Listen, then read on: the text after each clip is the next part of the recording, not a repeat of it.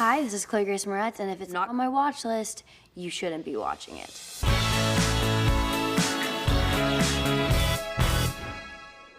I feel like whenever people ask me the question, I immediately blank on it. So I have to write it down to remember what I'm watching. Straight off the top, I want to remind myself that True Detective is what I'm currently watching, but I'm not caught up, so don't give me a spoiler. This case is more haunting than anything.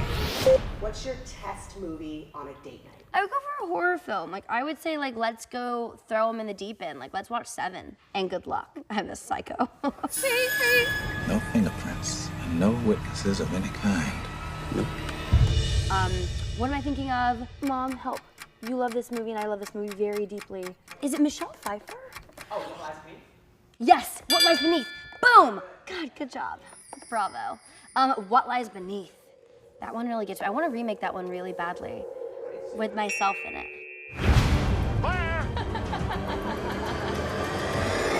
My most recent one that I really loved that kind of hit all the keys for me was Gerald's Game, which, big spoiler alert. You kind of watch the movie and you're like, this girl is hallucinating. And in the end, you realize that the man that was licking her toes, the man that was in the corner of her room was a real man stalking that area, and he's now arrested, and he was a murderer.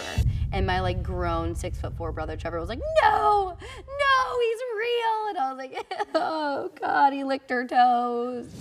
You can pull till your wrists break. You're not getting out of those cuffs. You're not real. You're not real. Greta is a movie starring me and Isabelle Huppert. It almost feels like a romantic, love story between these two almost like star-crossed people. And then it just takes this crazy turn. And from there, it's just an adrenaline-filled ride. I don't want to give too much away, but I will say that my claustrophobia was really not okay in this movie. I was like actually freaking out.